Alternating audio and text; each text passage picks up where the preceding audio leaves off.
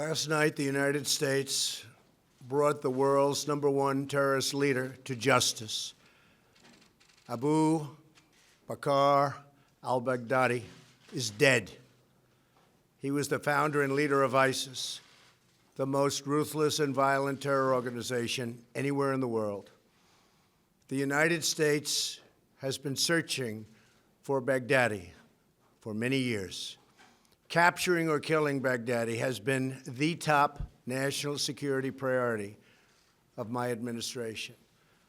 U.S. Special Operations Forces executed a dangerous and daring nighttime raid in northwestern Syria and accomplished their mission in grand style. The U.S. personnel were incredible. I got to watch much of it. No personnel were lost in the operation, while a large number of Baghdadi's fighters and companions were killed with him.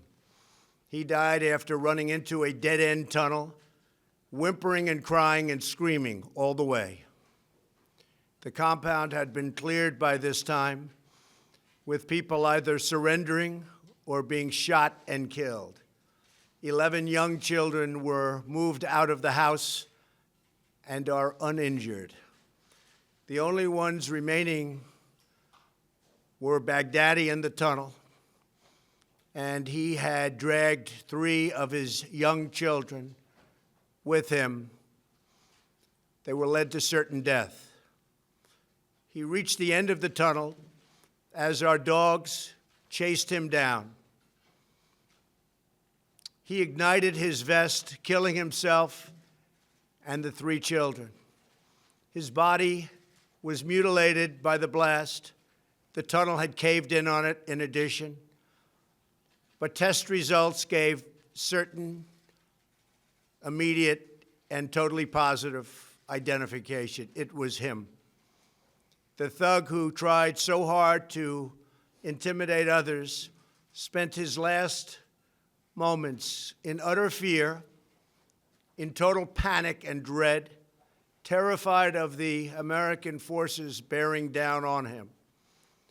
We were in the compound for approximately 2 hours, and after the mission was accomplished, we took highly sensitive material and information from the raid, much having to do with ISIS, origins, future plans, things that we very much want.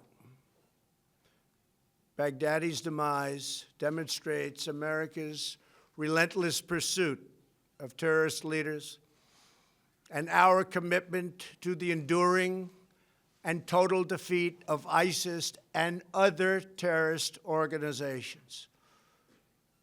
Our reach is very long.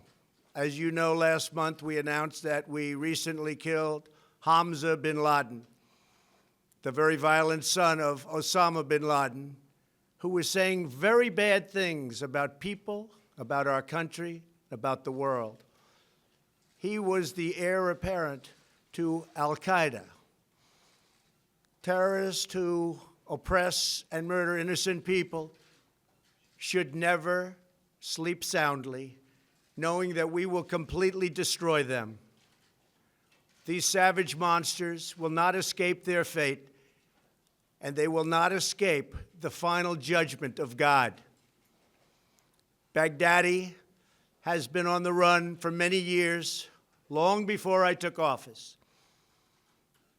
But at my direction, as Commander-in-Chief of the United States, we obliterated his caliphate 100% in March of this year.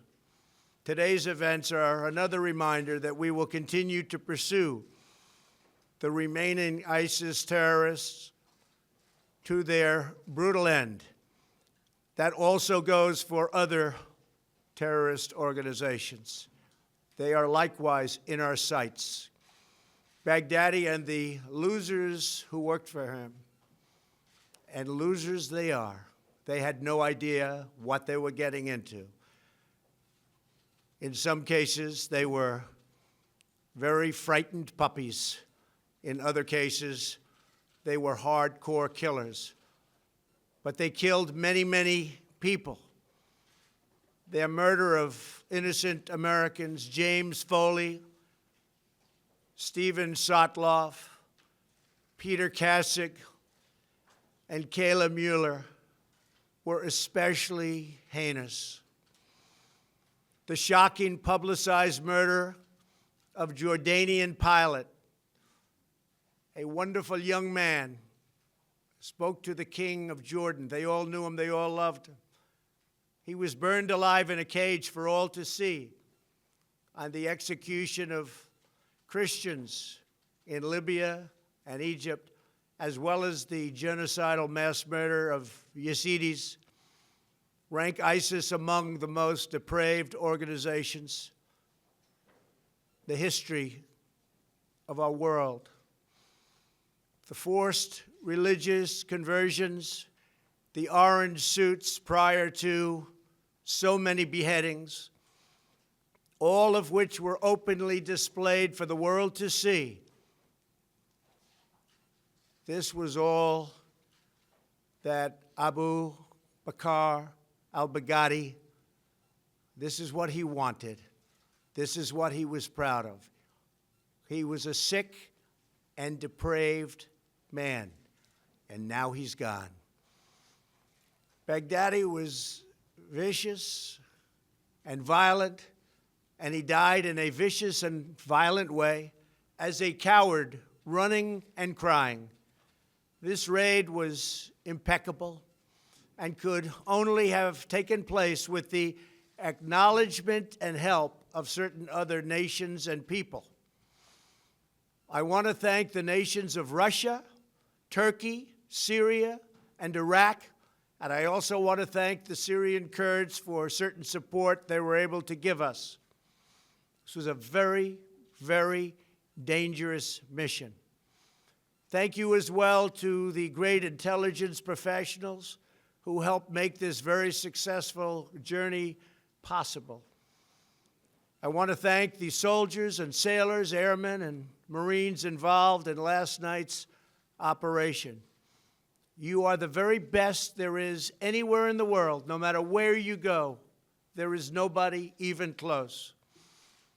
I want to thank General Mark Milley and our Joint Chiefs of Staff, and I also want to thank our professionals who work in other agencies of the United States government and were critical to the mission's unbelievable success. Last night was a great night for the United States and for the world. A brutal killer, one who has caused so much hardship and death, has violently been eliminated. He will never again harm another innocent man, woman, or child. He died like a dog. He died like a coward. The world is now a much safer place. God bless America. Thank you. Any questions? When did you first hear about that this was an operation was going to get started? We've had him under surveillance for a couple of weeks. We knew a little bit about where he was going, where he was heading. We had very good information that he was going to another location. He didn't go. 2 or 3 efforts were canceled because he decided to change his mind, constantly changing his mind. And finally, we saw that he was here, held up here. We knew something about the compound. We knew it had tunnels. The tunnels were dead end for the most part. There was one we think that wasn't, but we had that covered too, just in case. The level of intelligence, the level of work was pretty amazing. When we landed with 8 helicopters, a large crew of brilliant fighters ran out of those helicopters and blew holes into the side of the building, not wanting to go through the main door because that was booby-trapped. And it was something really amazing to see. I got to watch it along with General Milley, Vice President Pence, others in the Situation Room, and we watched it so clearly. watched it. Well, I don't want to say how, but we had absolutely perfect, as though you were watching a movie. It was, that and the technology there alone is really great. A big part of the trip that was of great danger was it was approximately an hour and 10-minute flight, and we were flying over very, very dangerous territory. In fact, some of our leaders said that that could be the most dangerous, flying in and flying out. And that's why last night we were so quiet about it. We didn't say anything, and I didn't make my remark until after they had landed safely in a certain area. But the flight in, the flight out was a very, very dangerous part. There was a chance that we would have met unbelievable fire. Russia treated us great. They opened up. We had to fly over certain Russia areas, Russia-held areas. Russia was great. Iraq was excellent. We really had great cooperation. And you have to understand, they didn't know what we were doing and where we were going exactly. But the ISIS fighters are hated as much by Russia and some of these other countries as they are by us. And that's why I say they should start doing a lot of the fighting now, and they'll be able to. I really believe they'll be able to. Yes, Jennifer? Sir, can you say what role the Kurds played in this, just generally? They gave us not a military role at all, but they gave us some information that turned out to be helpful, the Kurds. And can you tell us what the role of Turkey might have been in Iraq? Who? What was the role of Turkey? How did they help? Turkey, we dealt with them. They know we were going in. We flew over some territory. They were terrific, no problem. They were not problem. You know, they could start shooting, and then we will take them out, but a lot of bad things can happen. Plus, it was a very secret mission. We flew very, very low and very, very fast. I want to understand. But it was a very dangerous part of the mission. Getting in and getting out, too, equal. We went in identical, we took an identical route. We met with gunfire coming in, but it was local gunfire. That gunfire was immediately terminated. These people are amazing. They had the gunfire terminated immediately, meaning they were shot from the airships. I'm trying to understand the timing. You talked earlier, several weeks about pulling troops out, and then troops were put back in, and then, I'm trying to understand the timing of when this operation. Well, I'll tell you, from the first day I came to office, and now we're getting close to 3 years, I would say, where's al-Baghdadi? I want al-Baghdadi. And we would kill terrorist leaders, but they were names I never heard of. They were names that weren't recognizable, and they weren't the big names. Some good ones, some important ones, but they weren't the big names. I kept saying, where's al-Baghdadi? And a couple of weeks ago, they were able to scope him out. These people are very smart. They're not into the use of cell phones anymore. They're very technically brilliant. They use the internet better than almost anybody in the world, perhaps other than Donald Trump. But they use the internet incredibly well. And what they've done with the internet through recruiting and everything, and that's why he died like a dog. He died like a coward. He was whimpering, screaming, and crying. And frankly, I think it's something that should be brought out so that his followers and all of these young kids that want to leave various countries, including the United States, they should see how he died. He didn't die a hero. He died a coward, crying, whimpering, screaming, and bringing 3 kids with him to die, a certain death. And he knew the tunnel had no end. I mean, it was a closed end. They call it a closed end tunnel. Not a good place to be. So this was going on before you made the announcement that you're pulling I've been out? looking for him for 3 years. I've been looking for him. I started getting some very positive feedback about a month ago. And we had some incredible intelligence officials that did a great job. That's what they should be focused on. And about what time did this operation start yesterday, sir? And have you notified? Well, this the leaders operation on- started 2 weeks ago in terms of the real operation because we had him scoped. We thought he'd be in a certain location. He was. Things started checking out very well. We were involved on our own team with some brilliant people who I've gotten to know, brilliant people that love our country, highly intelligent people. And we've had it pretty well scoped out for a couple of weeks. But he tends to change immediately.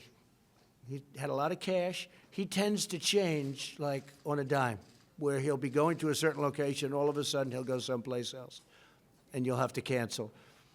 But this was one where we knew he was there, and you can never be 100% sure because you're basing it on technology more than anything else.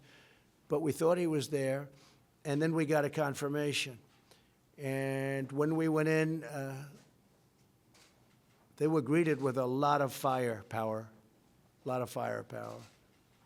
I'll tell you, these guys, they do a job. They are so brave and so good. And so importantly, many of his people were killed, and we'll announce the exact number over the next 24 hours. But many were killed. We lost nobody. Think of that. It's incredible. And when you told the Russians, you requested... Our dog was hurt. Actually, the canine was hurt, went into the tunnel, but we lost nobody. And so you requested to the Russians to fly over this area they controlled. What did you tell them? We spoke to the Russians. What did you tell them? We told them we're coming in, Okay. and they said, thank you for telling us. They were very good. But did you tell them why? No, they did not know why. Was any other country? We did tell them, we think you're going to be very happy because, you know, again, they hate ISIS as much as we do. You know what ISIS has done to Russia. So, no, we did not tell. They did not know the mission, but they knew we were going over an area that they had a lot of firepower. And have you notified the congressional leaders about this, Pelosi? We've notified some. McConnell? Others are being notified now as I speak. We were going to notify them last night, but we decided not to do that because Washington leaks like I've never seen before. There's no country in the world that leaks like we do. And Washington is a leaking machine. And I told my people we will not notify them until our great people are out. Not just in, but out.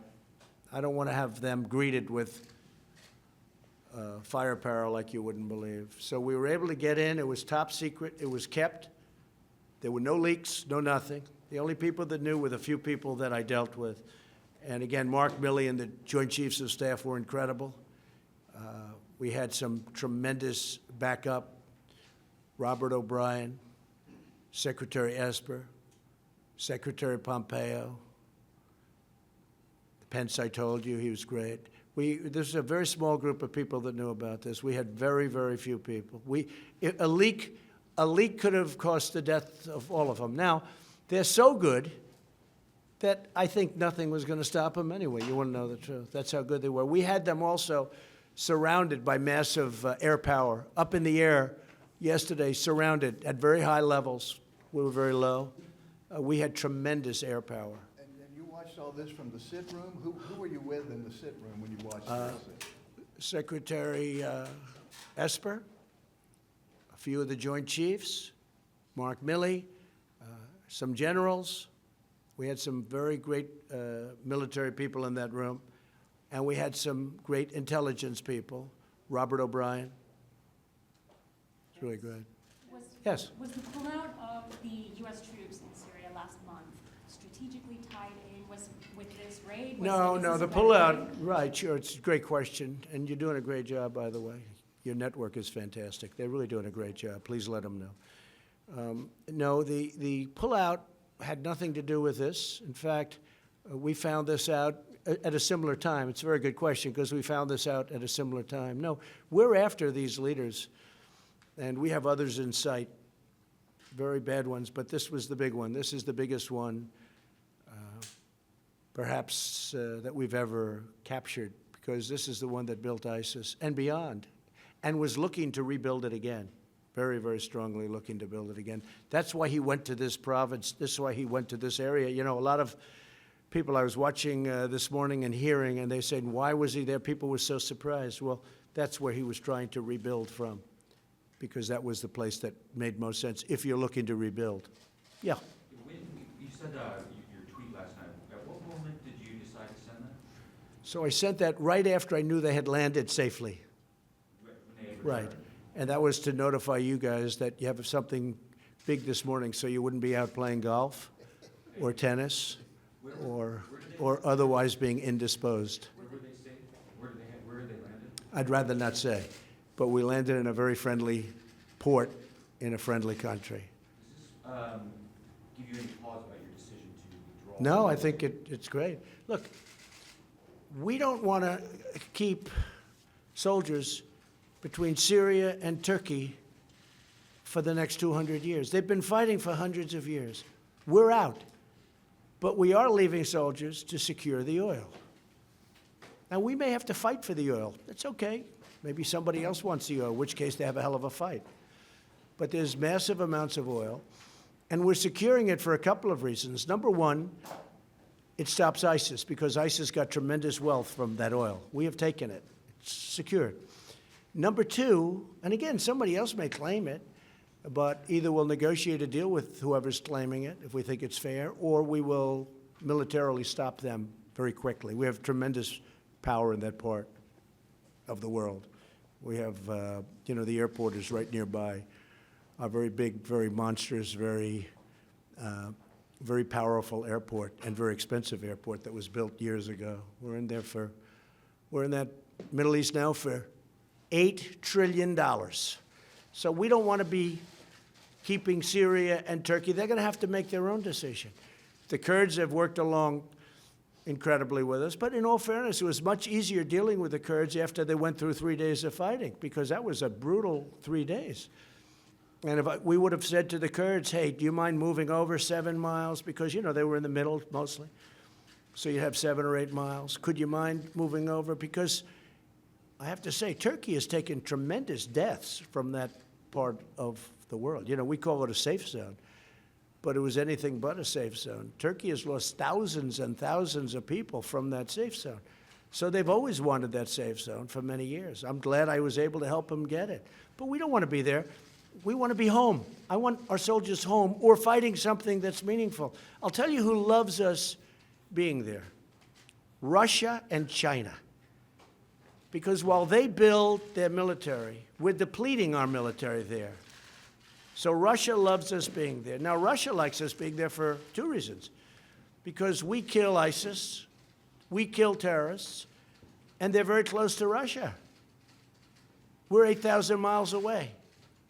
Now, maybe they can get here, but we've done very well with Homeland Security and the ban, which, by the way, is approved by the United States Supreme Court, as you know. There was a reporter that said, we lost the case, and he was right in the early court. He didn't want to say, just refused to say that we won the case in the Supreme Court. So, but we have a very effective ban, and it's very hard for people to come to our country. But it's many thousands of miles away, whereas Russia's right there, Turkey's right there, Syria is there. They're all right there. Excuse me, Iran is right there, Iraq is right there. They all hate ISIS.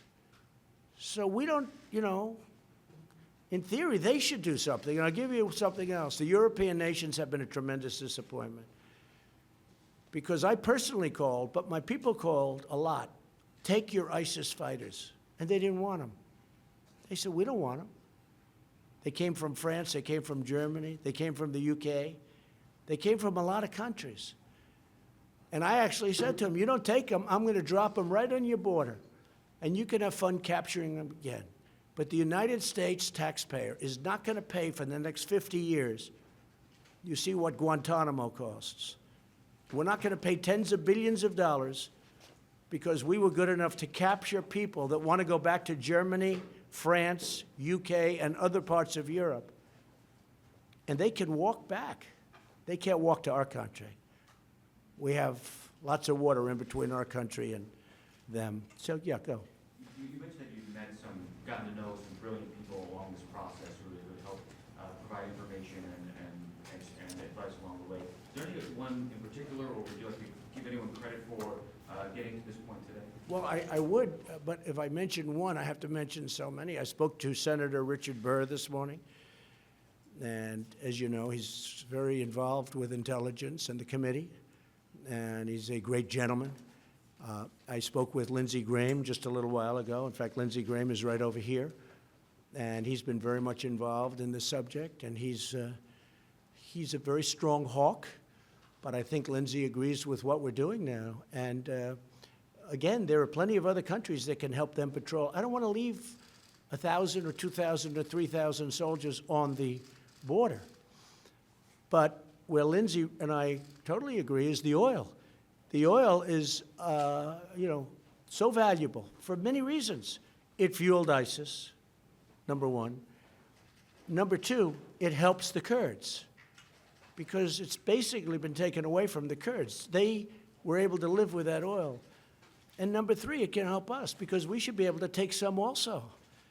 And what I intend to do, perhaps, is make a deal with an ExxonMobil or one of our great companies to go in there and do it properly. Right now, it's not big. It's big oil underground, but it's not big oil up top. Much of the machinery has been shot and dead. It's been through wars, but and spread out the wealth. But no, we're protecting the oil. We're securing the oil. Now, that doesn't mean we don't make a deal at some point, but I don't want to be, they're fighting for 1,000 years, they're fighting for centuries. I want to bring our soldiers back home, but I do want to secure the oil. If you read about the history of Donald Trump, I was a civilian. I had absolutely nothing to do with going into Iraq, and I was totally against it. But I always used to say, if they're going to go in, nobody cared that much, but it got written about. If they're going to go in, I'm sure you've heard the statement, because I met it when any human being alive. If they're going into Iraq, keep the oil. They never did. They never did. I know Lindsey Graham had a bill where basically we would have been paid back for all of the billions of dollars that we've spent, many, many billions of dollars. I mean, I hate to say it, it's actually trillions of dollars, but many, many billions of dollars.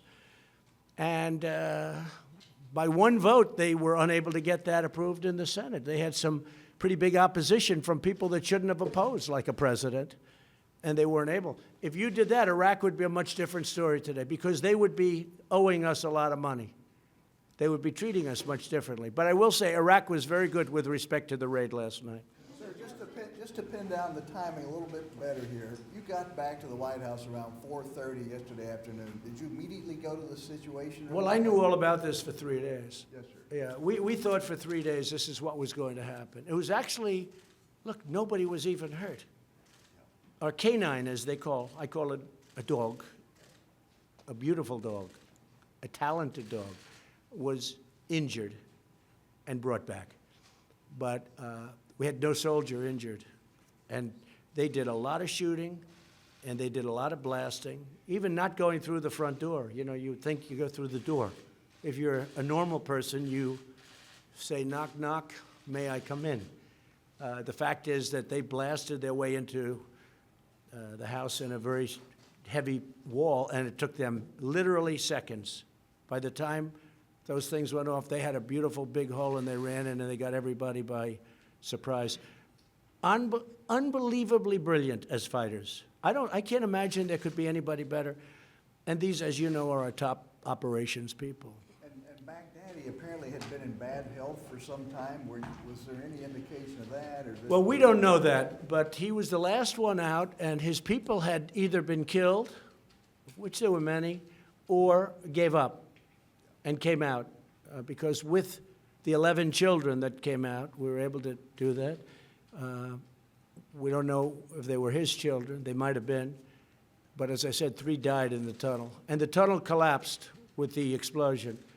But you had other fighters coming out also, and they're being brought back. They're right now, we have them imprisoned. I was going to ask whose children they were, but do you remember what time you went into the Situation Room? Well, I started at 5 o'clock. We were pretty much gathered at 5 o'clock yesterday. We were in contact all day long through hopefully secure phones. I'll let you know tomorrow, but nothing seemed to leak, so I guess they were secure for a change. But we gathered more or less at 5. The attack started moments after that. The liftoff started moments after that. Again, the element of attack that they were most afraid of was getting from our base into that compound, because there's tremendous firepower that we were, flying over. And I won't go into it, but you had a very big Russian presence in one area. You had a Turkish presence. You had a Syrian presence. And you're flying low. It's very dangerous. And there were shots made, but we think these were people that were shooting, that were indiscriminately shooting. The helicopters took some shots, but we think that these were people that were just random people that don't like to see helicopters, I guess. Was there any kind of DNA test done? Or So where that's the another body, part you know? of the genius of these people. They have his DNA, more of it than they want even. And they brought it with them, with lab technicians who were with them. And they assumed that this was Baghdadi. They thought visually it was him, but they assumed it was him, and they did an on-site test. They got samples. And to get to his body, they had to remove a lot of debris because the tunnel had collapsed, but these people are very good at that. And they, as I said, they brought body parts back with them, et cetera, et cetera. There wasn't much left. The vest blew up, but there are still substantial pieces that they brought back. So they did an on-site test because we had to know this. And it was a very quick call that took place about 15 minutes after he was killed, and it was positive. This is a confirmation, sir. There was also a report that his wife, there was also a report that his wife had detonated, or one of his wives had detonated a vest. So there were two women. There were two women, both wives, both wearing vests. They had not detonated, but the fact that they were dead and they had vests on made it very difficult for our men, because they had vests on, and it made it very difficult for our men, because you never know what's going to happen. They're lying, they're dead, they never detonated, but they were dead. And word on the successor, the possible successors, have you been briefed on who? Yeah, we know the successors, and we've already got them in our sights, and we'll tell you that right now, but we know the successors. Hamza bin Laden was a big thing, but this is the biggest there is. This is the worst ever. Osama bin Laden was very big, but Osama bin Laden became big with the World Trade Center. This is a man who built a whole, as he would like to call it, a country, a caliphate, and was trying to do it again. And I had not heard too much about his health. I've heard stories about he may not have been in good health, but he died in a ruthless, vicious manner, that I can tell you. Prisoners taken, sir? Were there any adults taken? Yes, we have people that were taken.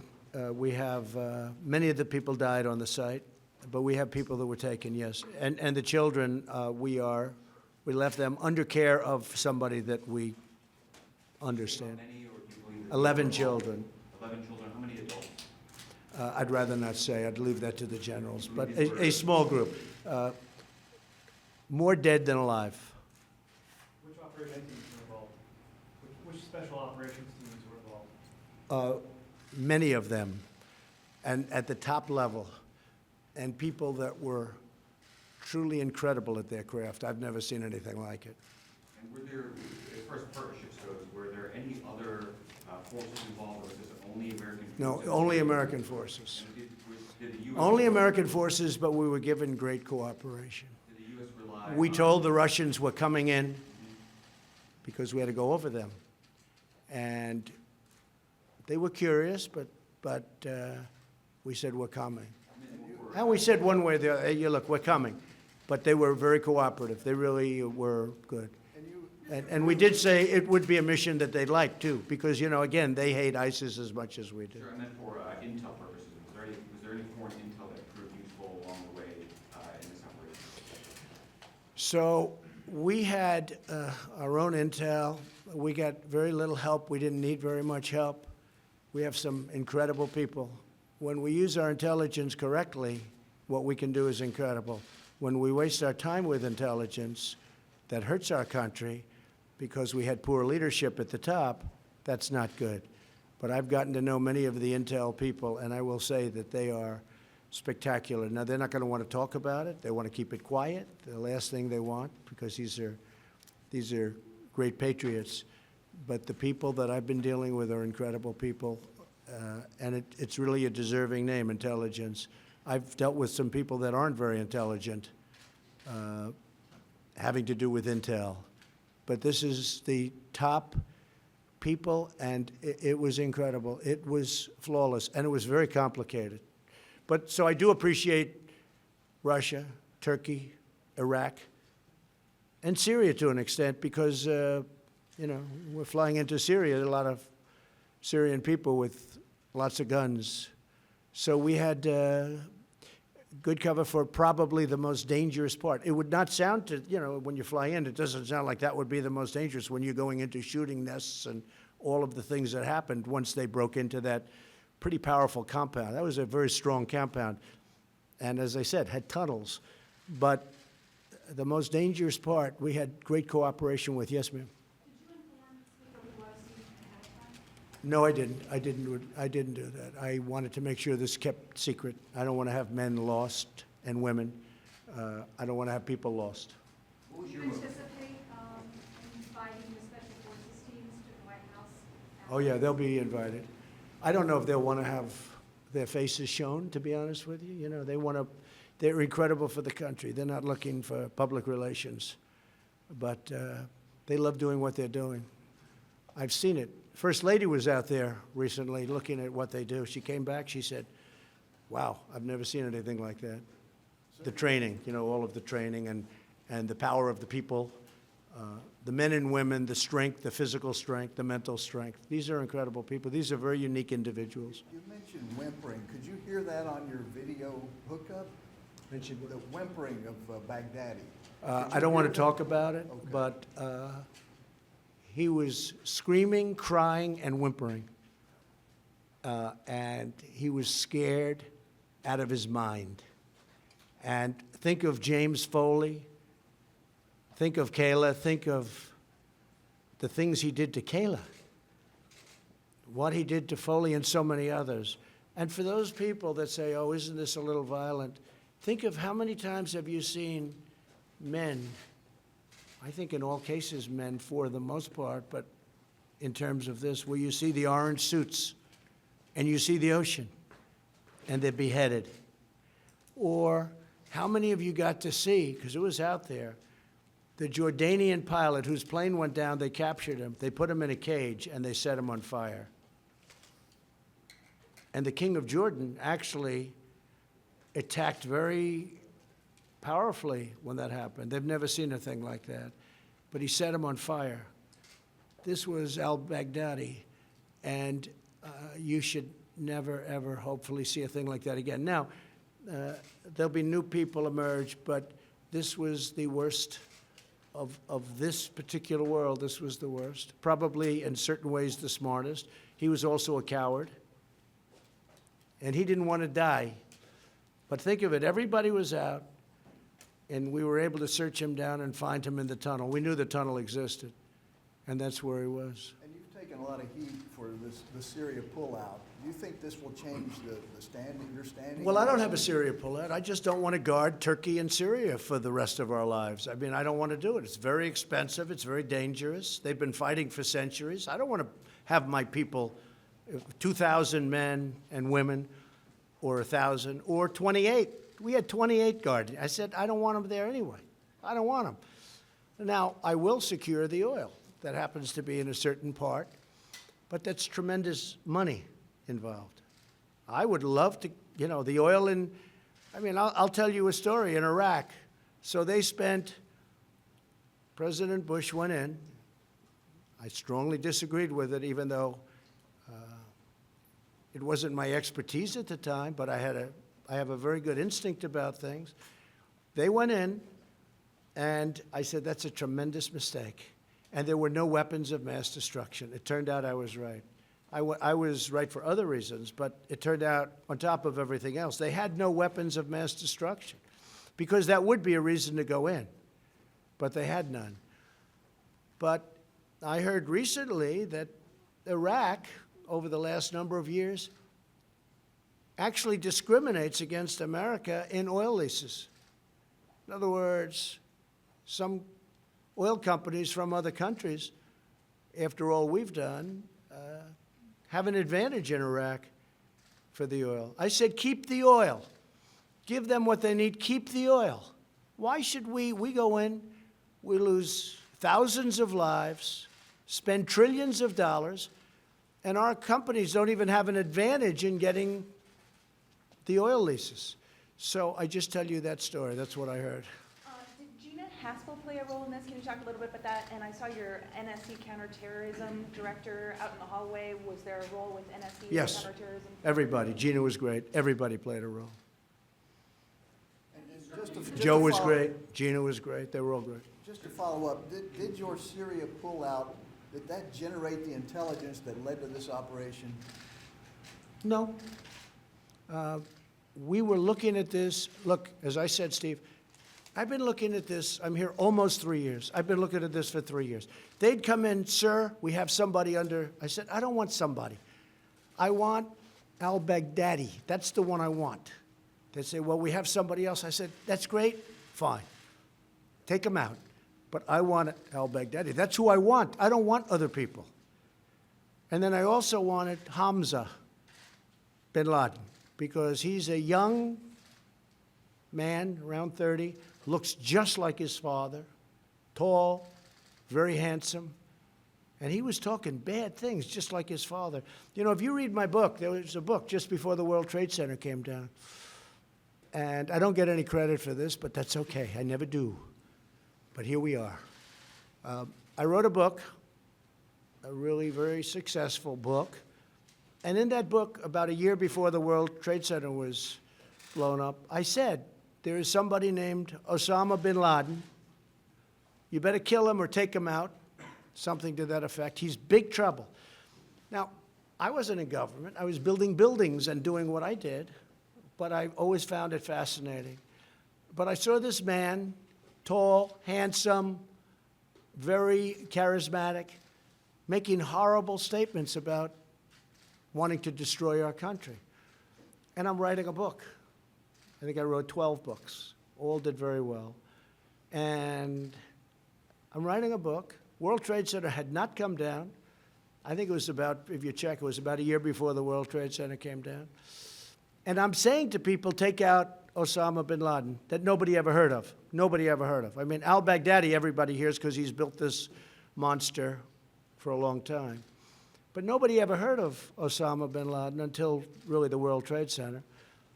But about a year, you'll have to check it, a year and a half before the World Trade Center came down, the book came out. I was talking about Osama bin Laden. I said, you have to kill him. You have to take him out. Nobody listened to me. And to this day, I get people coming up to me. They said, you know what, one of the most amazing things I've ever seen about you is that you predicted that Osama bin Laden had to be killed before he knocked down the World Trade Center. It's true. Now, most of the press doesn't want to write that, but, you know, but it is true. If you go back, look at my book, I think it was The America We Deserve. I made a prediction, and let's put it this way. If they would have listened to me, a lot of things would have been different. Sir, could you talk about some of the difficult decisions you had along the way here in this operation? Anything that weighed on you or that you had to... Well, just death. I mean, you know, I'm sending a large number of brilliant fighters. These are the greatest fighters in the world. I'd rather let the generals tell you, but a large number. We had 8 helicopters, and we had many other ships and planes. It was a large group, and again, this is a large group heading over very, very strong firepower areas where that was decision one. Will they make it? And they made it. But they took fire, but they made it. They didn't take, we don't believe, again, it was nation fire. We believe it was individual group fire or gang fire, as they call it. So they made it. So that was a big relief. Then they went in, they blasted their way in, you've heard. They blasted their way in so quickly. It was incredible because this building was quite powerful, strong. They blasted their way in, and then all hell broke loose. It's incredible that nobody was killed or hurt. We had nobody even hurt. And that's why the dog was so great. We actually had a robot to go in the tunnel, but we didn't get it because we were tracking him very closely. But we had a robot just in case, because we were afraid he had a suicide vest on, and if you get close to him and he blows it up, you're going to die. You're going to die. He had a very powerful suicide vest. Did you make any decisions in the moment while troops were on the ground? No, they had it just incredible. We were getting full reports on literally a minute-by-minute basis. Sir, we just broke in. Sir, the wall is down. Sir, you know, we've captured. Sir, 2 people are coming out right now, hands up, fighters. Then the 11 children out. Numerous people were dead within the building that they killed. Then it turned out they gave us a report. Sir, there's only 1 person in the building. We are sure he's in the tunnel trying to escape, but it's a dead-end tunnel. And it was brutal, but it was over. And as I said, when he blew himself up, the tunnel collapsed on top of him, on top of everything. And his children, I mean, so he led his 3 children to death. So, you know. In the tunnel, that's when the robot followed him into that. The robot was set to, but we didn't hook it up because they were moving too fast. We were moving fast. We weren't 100% sure about the tunnel being dead-ended. It's possible that there could have been an escape hatch somewhere along that we didn't know about. So we moved very, very quickly. I mean, these people, they were moving, they were chasing, yeah, they were chasing. But again, because of suicide vests, you can't get too close. Again, one of the reasons with the wives is if they have a suicide vest, you know, you have to be very, very careful. These vests are brutal, and they go for a long distance. Yes, please. Have you spoken or will you speak to the families like the Foley family? I'm calling the families now. It will be a pleasure to do that. The Foley family, who I know, will be calling Kayla's family. What he did to her was incredible. It's a well-known story, and I'm not going to say it, but you know that. He kept her in captivity for a long period of time. He kept her in his captivity, his personal captivity. She was a beautiful woman, beautiful young woman. Helped people. She was there to help people. And he saw her, and he thought she was beautiful. And he brought her into captivity for a long period of time, and then he killed her. He was an animal, and he was a gutless animal. Thank you all very much. I appreciate it. Thank you. Very great day for our country.